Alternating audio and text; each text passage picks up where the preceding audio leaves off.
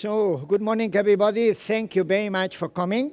And this is the presentation on open innovation and crowdsourcing. Open innovation started in companies, in the private sector, but governments cannot do things alone. And governments try to innovate more and more. Innovation, it's not inside, it's outside. And open innovation is making quite a lot of inroads in the public sector.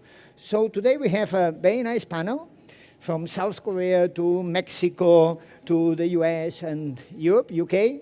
So I think we will see a very nice overview of what is the state of many initiatives around open innovation, crowdsourcing, user participation. Let's start with Korea, with WeGO. WeGO is a fantastic organization that tries to enable ecosystems and help cities to work. Thank you so much. It's yours. You have it? That's perfect.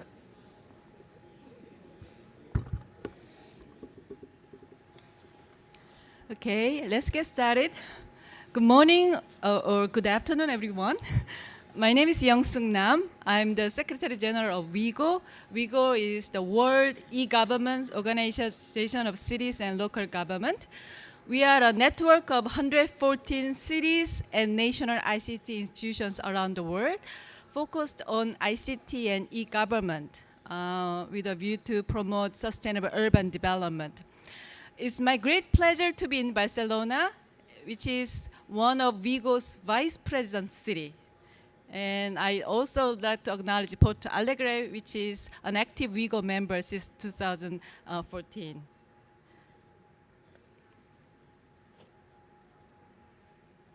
Okay, today I'd like to share with you what WeGo has learned over the years through our activities about smart city and open innovation.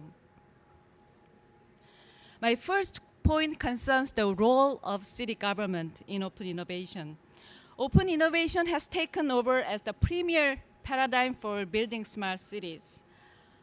A number of WeGo members, including Barcelona, Helsinki, Moscow, Pittsburgh, San Francisco, and Seoul, have been a pioneering city in this trend.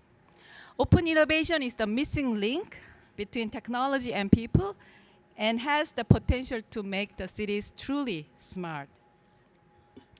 The city government is essential in laying the groundwork for open innovation, as well as ensuring continuous innovation. First, the city government must create conditions for securing the public interest and make the basic services available to the public by providing open access to the system at all levels, at all four levels. That is open connectivity to the infrastructure for public service, open access to devices, open data for public interest, and access to acquired knowledge. But at the same time, the municipalities must take a controlling role in organizing the partnerships in what's called quadruple helix to innovate at all levels of the system. There are, however, some significant challenges. A crucial one concerns the governance of open innovation. Governance of open innovation refers to the set of rules that establish who makes decisions during the innovation process and who owns the intellectual property right. The experience of cities so far have shown that having clearly defined and negotiated governance over control rights and IPR is critical for sustained city open innovation. So we need more research and case studies of cities in this regard. My second point concerns one case study, which is Seoul. Seoul is WeGo's present city. Seoul's case illustrates how the city has evolved over the years in the Smart City Initiative. As some of you might know, cities in Korea have been the pioneer and also took the lead in Smart City Initiative globally under the name of Ubiquitous City or U-City since the early 2000s. But it was rather a technology-driven and infrastructure-focused effort. Earlier programs in Seoul focused on having the fastest broadband infrastructure and the most advanced e-government portals. However, more recently, Seoul has increasingly focused on public-private people partnership, the 4P, and has been exploring open innovation processes. M-voting and oasis of 10 million imaginations are wonderful illustration of crowdsourcing government policies. M-voting allows citizens to suggest and then vote on policies that are proposed by their peers, including certain budget decisions. The oasis of 10 million imagination goes a step further by actually allowing the citizens themselves to propose transformative innovations. Additionally, Seoul has opened its large database to the public, to both citizens and businesses, through the Open Data Plaza and also through the Big Data Campus. Seoul's Night Owl Bus system illustrates successful use of big data from the private sector. When citizens in Seoul express a need for buses running after midnight, the city needs to optimize the bus route efficiently. Seoul didn't wish to find the best route through trial and error, so they utilized 3 billion phone calls record that they received from a telephone company to find the optimal bus route. So this record shows how people were moving after midnight compared to their telephone billing home address. So through this big data analytics, Seoul have been able to create optimized 8 bus lines for their night owl bus. Lastly, Seoul has established living labs for open innovation. Examples include IoT testbed and digital innovation park established throughout the city, which are aimed at jump-starting innovation and business. So the case of Seoul illustrates how the city, the focus of smart cities strategy has shifted over the years to open innovation and crowdsourcing. My final point concerning collaboration brings me to WeGO. We were originally founded as a global platform for knowledge sharing, best practice sharing, and capacity building and city-to-city collaboration to jointly pursue sustainable urban development based on e-government and ICT. In the early days of WeGO, we focused on benchmarking among city members, but now we have been moving to bench learning, which refers learning together from work in progress, and also to bench doing or bench action, which means implementation of changes or addressing the open questions proactively in jointly initiated projects. WeGO is quickly becoming a global innovation platform between cities. We currently encourage open innovation and the PPPP approach among our member cities. The best practice of members and non-member cities alike will be stored in our data depository and also will be featured in the upcoming WeGO Smart Sustainable City Best Practice Journal. And they will also be acknowledged in the triennial WeGO Smart Sustainable City Award. What's more, we are building a cross-city open innovation online platform involving municipal government, academia, citizens, and the private sector. This will be a global living lab where knowledge and experience are shared and the best practice are scaled up. There will be many challenges, including especially the governance of this cross-city open innovation platform, but we believe this will make a significant contribution to boosting collaborative innovation ecosystem throughout the world. So as the Secretary General of WeGO, I invite everyone here to support and join us in this endeavor. Thank you. Thank you so much. And now from Korea, we go to Mexico, and we have Catalina Aguilar from the Consejo de Seguridad, Ciudadano y Justicia that is going to tell us some of the experience of open innovation in Mexico, I think. I think it would be in Spanish or English. En español. En español. La presentación será en español, si alguien necesita traducción, etcétera, me parece que tenemos traductores, traducción detrás. Cuando quieras, muchas gracias. Muchísimas gracias. Hola, muy buenos días. Pues sí, como ya lo comentaron, yo vengo de una ONG, que es el Consejo Ciudadano de Seguridad y Justicia, y uno de nuestros ejercicios es justamente promover el tema de la participación ciudadana. Buscamos muchas maneras, los gobiernos y las ONGs, para sostener esa participación. Regularmente podemos tener un lanzamiento y que tengamos un boom en cuanto a usuarios, en cuanto a elementos de participación. Sin embargo, ¿cómo lo sostenemos? ¿Cómo sostenemos esa participación? No sé si tendrán la presentación. En nuestro caso, lo que hicimos fue... ¿Le doy enter acá? Ah, mira. Yo creo que hasta acá. Esta es la de Fiare. Así, justo.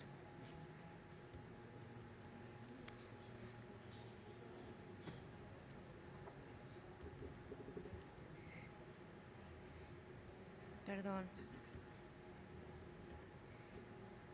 Yo creo que está saturada. Ahí está.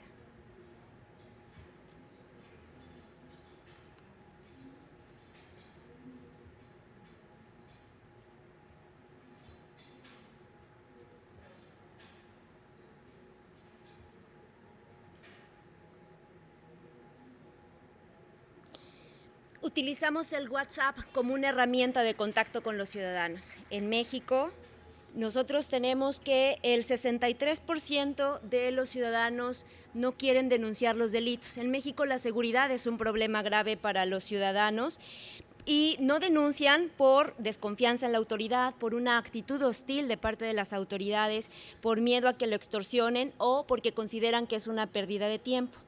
En general, los ciudadanos no confían en las autoridades en nuestro país y solamente el 19% de los ciudadanos está satisfecho con la democracia o con el gobierno en México. Sin embargo, debemos de generar nuevas opciones para poder lograr la participación de los ciudadanos. Puebla es una ciudad grande de más de 2,5 millones de habitantes, 2,800,000 habitantes. Somos una ciudad que se puede comparar con Vancouver, con Quito, con Tel Aviv, con Lisboa. Y el Consejo Ciudadano es una ONG que brindamos, nuestro servicio principal es brindar asesoría legal y psicológica gratuita a todos los ciudadanos. Tenemos elementos o programas como estudios, como es el Índice Global de Impunidad, en donde nosotros, junto con una universidad, medimos el nivel de impunidad que hay en nuestro país.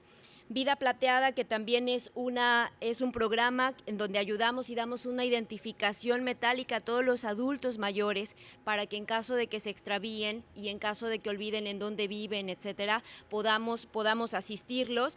Y en la búsqueda para poder disminuir el tema de la incidencia delictiva con el robo de autos o el robo de autopartes, que en mi país es muy significativo, lanzamos el programa Tatuado de Autos. Es una manera de poder incidir en el índice delictivo.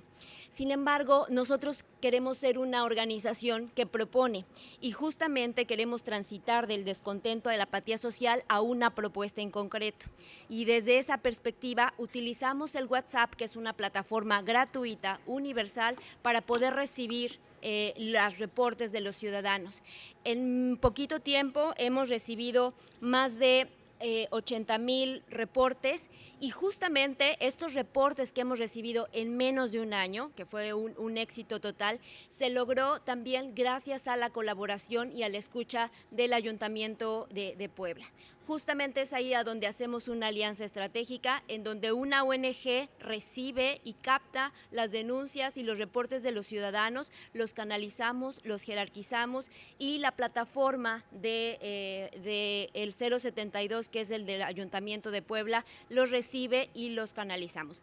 Justamente Fiario representa al Ayuntamiento de Puebla y esa plataforma es que les va a explicar de qué se trata y cómo logramos hacer el enlace. Vamos, Fiario. Fiario, you can complement, you can follow.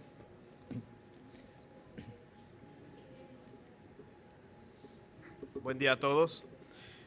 Nosotros estamos en el municipio de Puebla, estamos a cargo de la parte de innovación y, como lo ha comentado Katy, en una estrategia de participación ciudadana, que son ellos el Consejo y nosotros como municipio, unimos esfuerzos para poder dar una solución a la ciudadanía, a sus peticiones y a sus denuncias. En Puebla llevamos más o menos alrededor de 18 o 20 meses trabajando con respecto a temas SMART. Tenemos la idea de que no necesariamente SMART tiene que ver con tecnología, y para el ciudadano es muy importante que nosotros podamos resolver los problemas que le aquejan. Como lo comentó Katy, el ciudadano en algunas ocasiones ya no cree mucho en sus instituciones gubernamentales, a pesar de que nosotros teníamos ya una plataforma de tipo CRM para las solicitudes o peticiones del ciudadano. Nuestra plataforma no era tan conocida. Hicimos esta estrategia, esta alianza con el Consejo Ciudadano, a quien sí el ciudadano reconoce y participa con ellos, y es como la plataforma que ellos tenían a través de WhatsApp y la plataforma que nosotros tenemos hacia adentro del municipio, que es 072. En México el 072 es como si fuera un 911 más o menos. El 911 es para la parte de seguridad pública y el 072 es atención ciudadana. Entonces unificamos el trabajo, el esfuerzo de el Consejo Ciudadano y el esfuerzo que estaba haciendo el municipio de Puebla.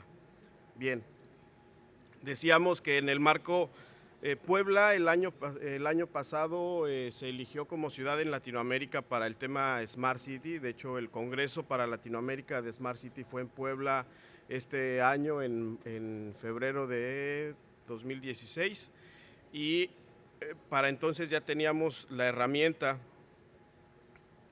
¿Qué fue lo que hicimos nosotros hacia adentro del gobierno? Primero, establecer un punto único de contacto de todas, como gobierno, es decir, dar una sola cara del gobierno hacia la ciudadanía, hacia los consejos, como es el Consejo Ciudadano. Internamente, tener una coordinación con todas las dependencias, con todos los entes que brindan un servicio al ciudadano, y con esto hacer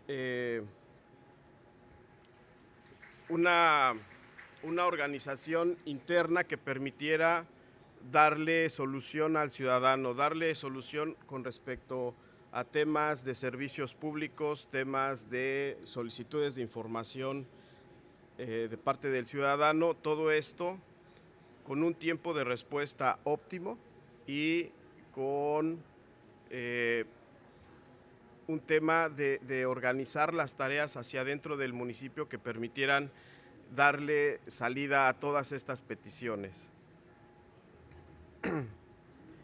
Bien, parte de la estrategia también es, dentro de la estrategia, ya unificando el proceso de WhatsApp y del municipio hacia adentro, el ciudadano reporta un servicio público vía WhatsApp.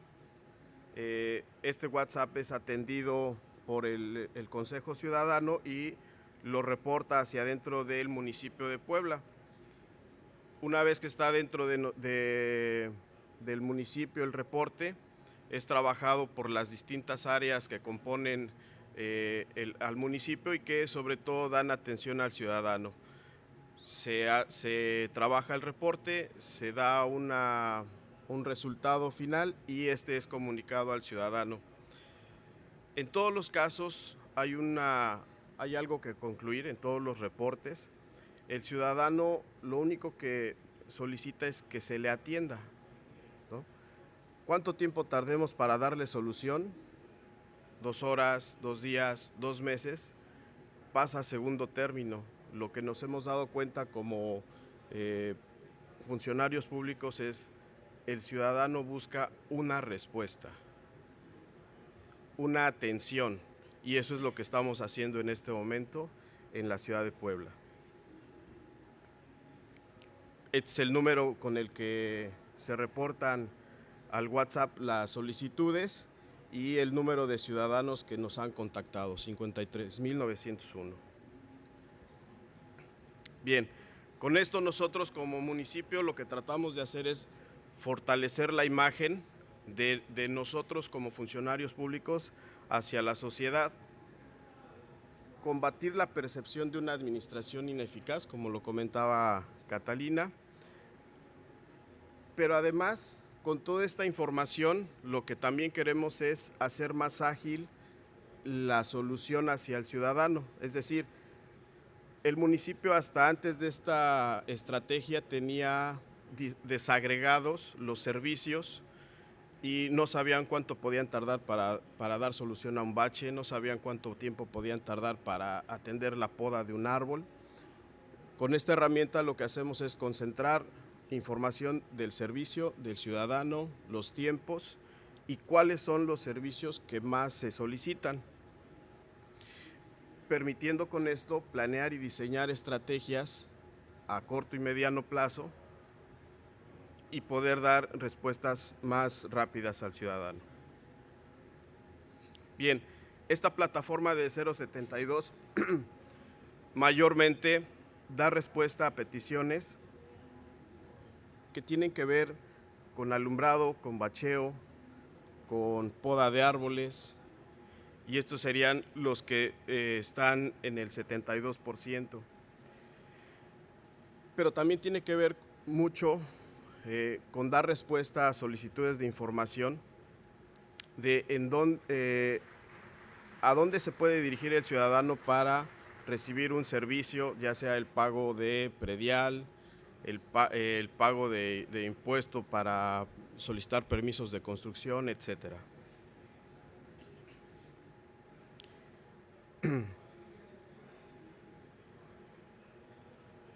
Bien, esta sería la exposición por nuestra parte. Muchísimas gracias. Muchas gracias. Thank you so much. One of the big problems that we have in open innovation and in the civic tech is funding. Civic tech has not a very clear business model. Many of the startups, many of the companies don't have this, and more than the business model, don't have this clear visualization from the cities and the big partners and so on, that this is going to scale as fast as other type of startups that you have. So funding becomes normally a big problem. Now we have Chris from UK that is trying to address this problem, one of the first platforms in crowdfunding. So thank you. You're welcome.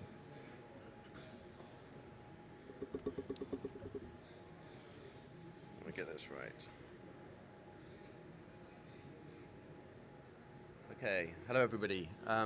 It's great to be here in Barcelona. I'm going to tell you a little bit about our product and what we've been doing in the crowdsourcing development space. So Spacehive is a crowdfunding platform for civic projects, a little bit like Kickstarter, but we're funding parks and playgrounds and libraries and high street improvements, all the stuff that makes up the fabric of cities.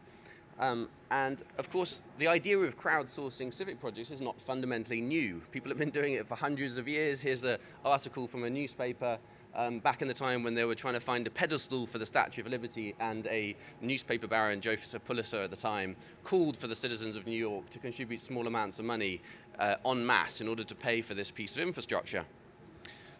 Today, of course, the process is made easier by technology, and we can allow citizens around the world to contribute to project ideas, and not just individuals, but also businesses, mayors, and big brands too. This is the sort of landscape that the community changemaker faces, and this is part of what our focus is as a technology company trying to tackle.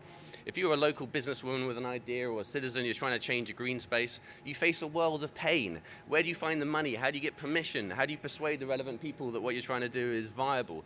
Of course, like anything in life, when things are complicated, less people do it. And if we really want to democratize civic improvement and open up the valves to creativity and to finance, then we need to make that process easier. So part of what we do as a technology company is to design single ways for people to articulate their product, to do the due diligence, to allow them to apply for funding.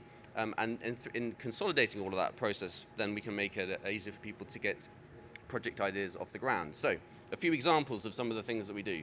Here is a water slide that somebody put down the high street in Bristol, a town in the west of England. It was £5,000, crowdfunded on Spacehive, extremely cheap, but it really captured the imagination of the city. It was an amazing day out. 100,000 people applied to come down this water slide and produced £120,000 of extra turnover for local businesses. So not just fun, and amazing marketing for the city. This is a tiny project, £450. There's some kids who had the idea they wanted to do a street race, so they closed the roads, they had an ambulance and stopwatches, and they found out who the fastest person was in Brixton, a suburb of London. More ambitious, as a businesswoman in London who's an artist, she just thought, actually, there's this whole tract of land that goes from the Olympic Park in East London all the way down to the Thames, and it's not really being used. It's a sort of open wasteland. What if we turned it into a giant sculpture park? So she crowdfunded the £150,000 on Spacehive to get planning permission for a whole bunch of sites where she took sculpture out of storage from across the UK and put it on this site. Here is one of the pieces. It's a pylon coming from outer space and colliding with the planet Earth. Quite exciting. A Lido. Somebody revived the Lido. It had been closed for 30 years in Peckham. And the community really got behind this. There was 1,000 pledges from the local community, plus businesses, plus the mayor, plus the local borough, all contributing to bring this idea back to life. Some street murals, and a project to turn a public toilet, which had been left derelict for many years in a town in Western England, and turn it into a community cafe and a small art gallery. So it's this coming together online of citizens, of businesses, of mayors, and of businesses that allow these projects to happen. We need to break down the barriers, if you like, which traditionally exist in cities, these silos that we operate in, allow that collaboration, and actually there is enough capital out there, enough creativity out there that we can cobble it together efficiently online to pay for projects that local people want, that improve quality of life and improve the local economy. Here's some stats, £20,000 the average raised. These are relatively small projects. If you like, it's acting as seed capital for civic projects. It's helping people to get ideas off the ground. And you can use this not just to do small projects, but also the first step, the feasibility study for a bigger project to prove, as other crowdfunding platforms do, the popular mandate for an idea that wouldn't otherwise have got off the ground. And a 50% success rate, pretty high for a crowdfunding platform, partly because of this validation which goes on, but also because when citizens vote with their wallets for the kind of change that they want to see in their community, it gives them a clout that they wouldn't otherwise have had. How has the Mayor of London been involved in this? We have a partnership with the Mayor. I'm going to tell you very briefly about what this city has been doing, because it might help you to understand how this could work in other cities. There's a lot of projects going on in London anyway, and so the Mayor's challenge was, how do we respond to this new activity? Citizens are coming forward with ideas and funding them. And what he decided was that he needed to join the crowd. We needed to figure out a way for the municipality to be there as part of these crowdfunding campaigns, pledging alongside citizens. He needed to call for big ideas in a way which it captured the imagination of citizens, so doing that over Twitter, doing events, getting people to think about the kinds of projects they could do. And of course, turbocharge those campaigns with the mayoral pledge. Encouraging companies to get involved too. The city is full of creativity and wealth. How can these companies play a part in fueling civic regeneration? And then measuring the impact to make sure that what is done is genuinely inclusive and improving the local economy and quality of life.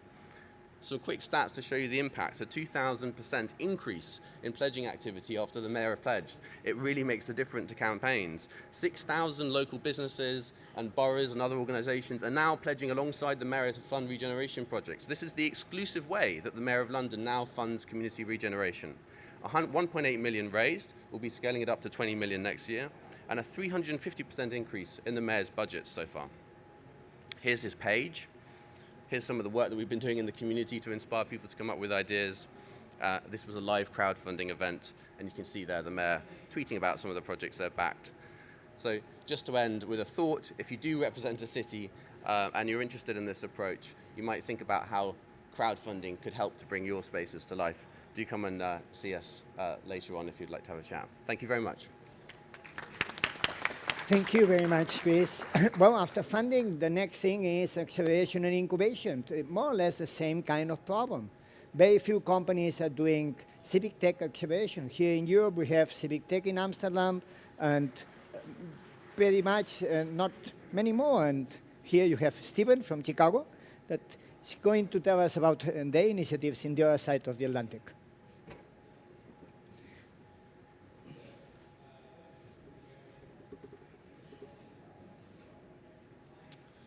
Thank you for having us, and thank you for such an exciting topic. So we are a smart city collaborative focused we're essentially one of two labs, both mainly focused on the opportunities created by Internet of Things, big data analytics, and advanced computing.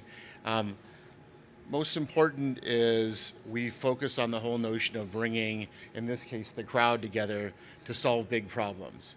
And so the notion of the problem and use case matchups often come from three different areas when we're thinking about large industry as well as smart cities, is that the problem set can be lived and understood by the city or the government, can also be identified and understood by industry and startups and citizens, but then also what's the role of academia, and that they also look at the problem sets as well. And so how do we, from a design standpoint, bring this group of individuals together up front in the design process? And so that, coupled with the fact that most of the large problems that we're trying to solve in cities in particular require a number of different players and are quite complex. To be specific around where we live in the innovation process is that we like to live in, it's commonly referred to as that the valley of death. And so City Digital will pull technologies from various research and development platforms, whether they come out of the startup community, they come out of universities, or they come out of corporations. The role that we play is right there in the middle where things tend to die. We get them through their process. We use the city as a test bed to test the technology, and then quickly get to a prototype, proof of concept, and then model out scale and business model so that the corporations can then take that together with cities from a commercialization standpoint.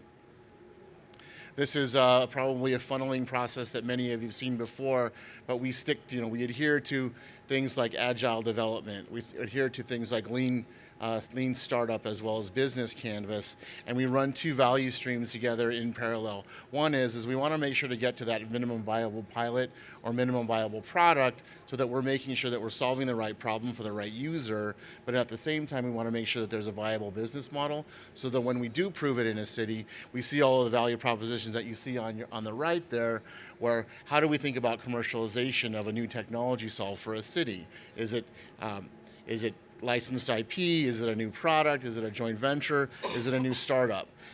Things that we will make sure that we're very, very thoughtful of in the collaborative sense is that how do we think about shared intellectual property? How do we think about shared revenue? Making sure that the inventor, that the city, as well as big players and small players have equal footing. And so a lot of what we focus on is not only design of the pilot and the technology stack, but then what does that relationship or business model look like to make sure that the lonely professor at university or the small little startup has equal footing to the large multinational corporation. Just to give you an idea of the kinds of solutions that we try to tackle, we're looking at smart green infrastructure management in cities. And so how do you reuse things like bioswale, permeable pavement, to essentially use the city as a smart water platform? In any case, what we like to try to do is we think about sensing devices throughout the city, so the promise of Internet of Things in cities. How do you drive that up to a single source of truth analytical platform and then use the cloud to feedback and drive behavior changes? And so in many cities, when it rains, it floods. So how can we leverage both the physical infrastructure and the digital technologies to make sure that we're using cities as smart platforms, so when it does rain, we can at least get out in front of it or be proactive in managing the flood scenarios. Other platforms that we're looking at, the one on the bottom right in particular, underground mapping, all cities have a problem of not understanding what exists underneath the ground. Gas lines, power lines, telephone lines, and from a practical standpoint, you and I suffer from congestion when we dig holes in cities. However, if you're the power company or the gas company, there's actually real danger in disrupting some of those assets. What we've done in this case is we brought together a group of a startup, a university professor, the local utility, the city, and 3 large corporations to solve this technology problem. What we've devised is a digital way to map everything underground. So we're literally working with a group that's ex-Google Earth team, where you can identify the assets below ground and rotate them on an axis. Most important is we're down to accuracy within an inch versus accuracy within feet. And so what that does is it does a lot of things. It reduces the dangers around when you actually do hit these assets, but most important is you can now proactively plan when you're thinking about a dig. So for a city, like in the city of Chicago as an example, this year alone we plan to have about 125,000 different digs in the city. And we like to joke, or at least when we have conversations with Rome, as an example, or London, where Rome and London have much more difficult, and Barcelona for that matter, have much bigger problems about understanding what's under the ground versus Chicago, much older cities. Other approaches that we're taking, there's obvious approaches around smart buildings. How do we think about managing buildings as a fleet of buildings as opposed to one single building? So all large, very complicated problems for cities, we try to solve that with a group of technology players, academic players, and involve the government. One important collaborative point too is that the government in many cases on our product and our platforms acts as a co-developer. That means they're able to share in the intellectual property and they're actually able to share in the value and revenue streams going forward. A larger set, and I'll be happy to speak with all of you in the interest of time after the fact, but now that we've built sort of those foundational platforms that you saw on the last page, now we're getting into a realm where we're able to pull in different data sets and combine those data sets to build these predictive platforms for cities. So how do you change a water system into a trusted water platform? How do you make it more intelligent? We're working with NASA and NOAA and pulling weather data as an example to start predicting weather patterns. How do you think about the road system itself as intelligent? That will lead into a charging platform for autonomous vehicles, but also a knowledge platform for those of us with sensing devices in cities.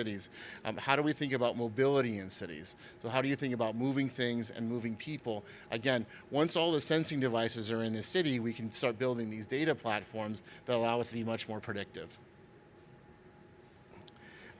As I alluded to before, what we started with on this project is we wanted to try to understand what knowledge sets do we need to know and how do we get predictive about essentially dealing with floods. And so the first layer that we started with is like, are we able to understand the data coming off of our city pavement and our city infrastructure? We recognize is that the data, the sensing devices weren't there. So our first phase is we put the sensing devices in the ground. We're now pulling data off saturation rates and flow rates. We're now able to understand the level of water that's actually coming into the system. The second project, just as a description around collaboration, this again was the digital mapping project that I mentioned. Many cities, the utilities, the engineering firms, as well as the city have been working on this problem for a very long time. Not until did we put them into a room with startups that were working on this problem, with large corporations, technology corporations, so one of our key partners is Microsoft, where we're able to bring that collaborative exercise where the city who understands the problem and is living the use case in the same room with a technologist. And in this case, we're able to build this digital platform. So what you see here is a rendering of the actual physical assets underground. So once we get a picture of that, we're able to map that out digitally, and eventually we'll have a full map of everything under Chicago. Our plan then is to take that with our partners, commercialize that, and take that to other cities. So in this case, we were able to bring government together. We were able to glean a problem set that was understood by a number of different players and to deliver a technology solution that all parties can benefit from. Thank you.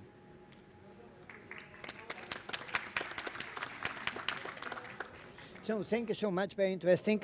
Do you know that you have an app that you can ask questions and so on? So please use it, and then we'll have your questions here, and that would be quite an interesting thing. The first question I would like to ask you, one question, all of you, and we have been pitching for quite a long time the idea of governments as platforms, the idea of opening the innovation in governments and so on. What is the one thing that you will like to see from the government perspective in order to enable this opening the government or this government as a platform? What is the one thing that you would like to see? Anybody of... I mean, imagine that you had magical powers. And you have, well, go ahead, yes, take a mic and...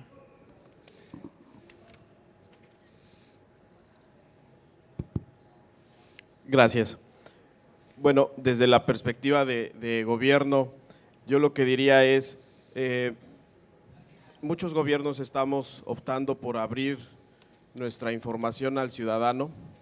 Estamos haciendo el esfuerzo por trabajar en gobierno abierto, en muchos de las aristas que esto corresponde, pero también habría que ayudarle al ciudadano a que haga las preguntas que le resuelven la vida, porque muchas veces el gobierno se abre, pero el ciudadano no hace lo necesario para acercarse a nosotros. A nosotros me refiero como funcionario público. Entonces, hay que ayudar al ciudadano para que también se abra y nos comparta la información y nos pregunte lo que él necesita que le ayudemos a resolver como gobierno. Anybody, how can we open the innovation process? Oh yeah, you have it. In governments. I think it works directly, yes. Speak in the mic and that's I it. just want to mention two things. One is that although we talk a lot about open innovation, crowdsourcing, and crowdfunding, that has become a really fashion. Still, government officials this is very new concept. You know, closed innovation is easy for them. They are used to it. This is very difficult to manage. That's why I brought the issue of governance. You know, how do you manage this new process? You have so many players involved, private sector, business, academias. How do you manage the IPR issues and all that? So they need to be trained and understand the different dynamics of open innovation. I think that's one thing. And also another thing is, again, is together with all smart city initiative, is really cross-departmental, cross-disciplinary, really involves all the different department of the city government, and usually it doesn't work that way. You know, there's all these departmental silos, and that has been always the problem in our member cities. So that's something also we need to overcome to really make the open innovation process truly work.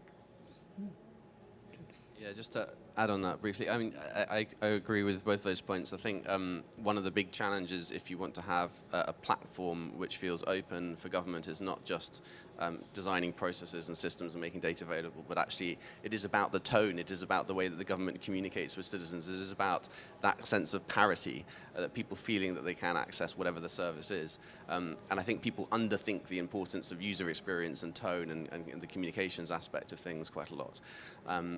In our space, the challenge has been particularly acute because building a platform that allows people to collaboratively improve the civic environment requires a weird mental shift for government. You know, this is a space where many governments, many municipalities have sort of almost paternal mentality towards public space. They own it, it's for them to regulate it and defend the public interest. How do you shift away from that to the idea of this being an open collaborative forum where of course they are a major stakeholder but no longer in control? And so some of these challenges quite sort of significant conceptual issues to unpick if you want to genuinely have a platform that feels open to citizens.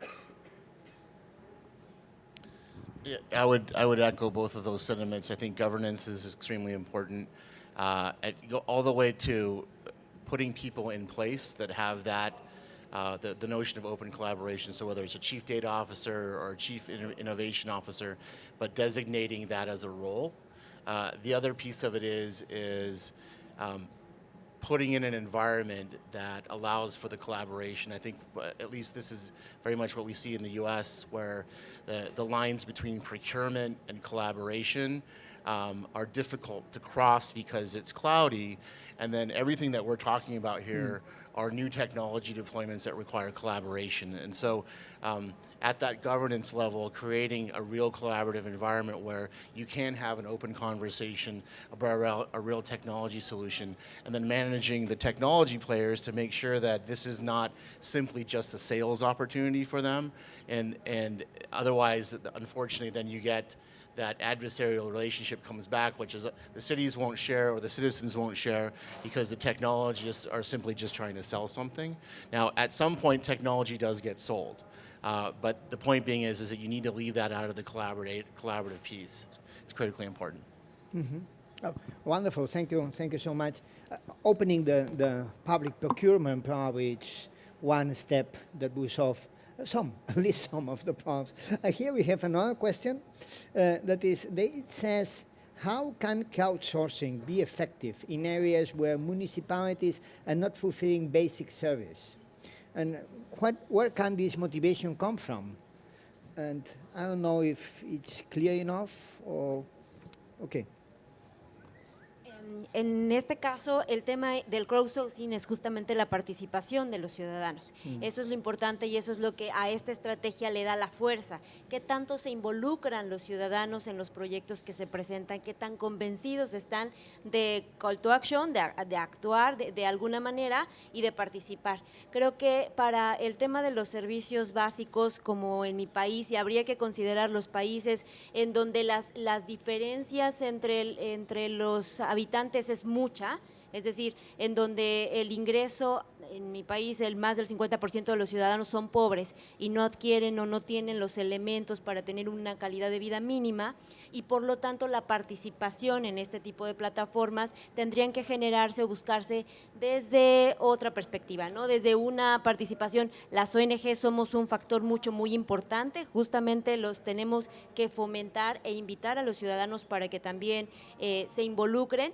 Y el crowdfunding entonces tendría que ser una manera de equilibrar esta diferencia en la distribución económica, es decir, en las ciudades grandes los que tienen pueden colaborar para aquellos que no tienen a través del crowdfunding. Creo que es una estrategia muy buena en donde podemos incluir la participación de todos los ciudadanos para ayudarnos, porque recordemos que al final de cuentas las personas somos los importantes. La herramienta, la tecnología, la innovación no tiene ningún sentido si no beneficia a las personas que habitan en esas ciudades.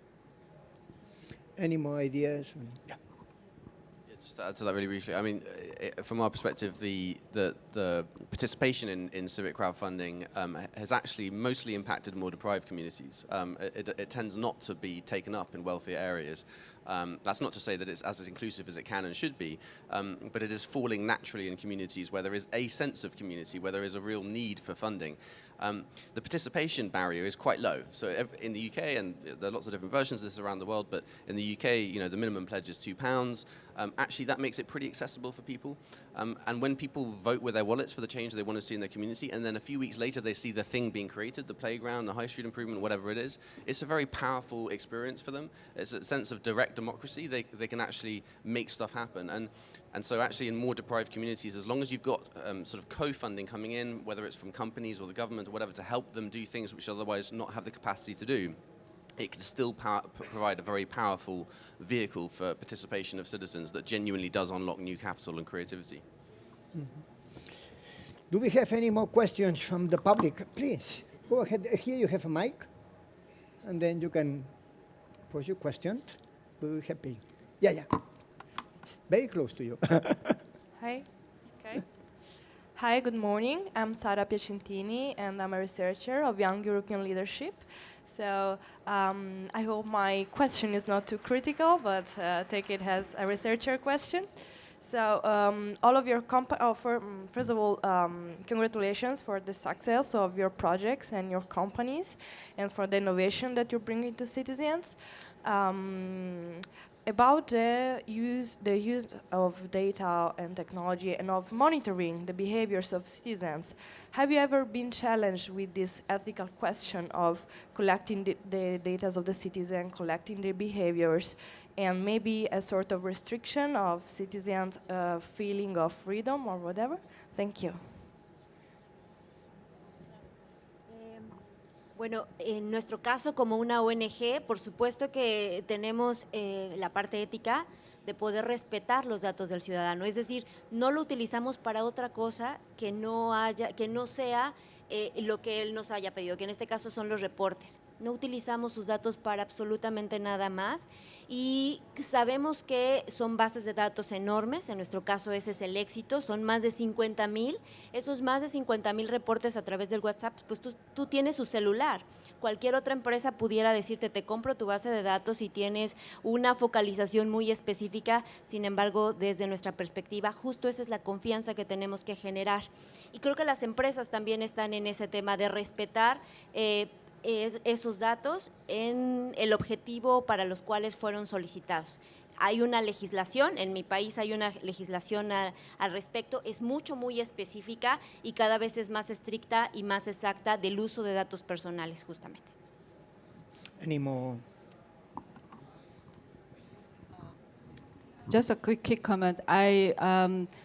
from the experience of our member cities, it really varies from country to country and from continent to continent. It seems like, for example, in Korea, people seem to be willing to open up the data more. There's a relatively less privacy concern compared to some of our European cities. They are very strong on keeping the privacy issue. So that really varies, and the legal provisions are quite different. So whenever we talk about smart city solutions per se, we really need to think about the legal and cultural background of each city when you apply those solutions to those cities.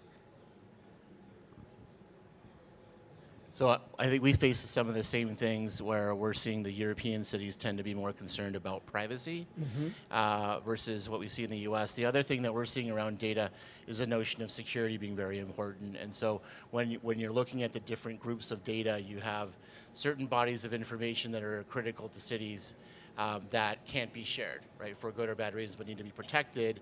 And then that crosses over into the privacy piece, and it really shows up in public safety in a lot of cases where what information we share about us can help broadly around public safety, but on the other hand, we still want to protect our own personal privacy. So I think this is going to be a challenge going forward. I think the more that cities get connected and the more kinds of data that are shared, this challenge is actually going to get more complex. So I'm not sure that anyone has a solution right now at this point, but I know that a lot of people are working on it, that's for sure. Wonderful. We have to close. We have one final question. And that is a pretty interesting thing, that the interaction between crowdfunding and taxes. We all pay taxes. So the question says, how do you think that government-organized crowdfunding interacts with the regular taxes? And taxes are kind of original crowdfunding and so on. What do you...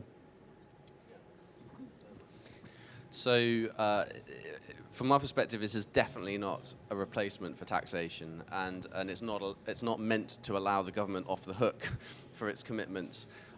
Where civic crowdfunding can work, this is promoting the collaboration between citizens and governments and businesses, all the stakeholders that are invested in the success of the city.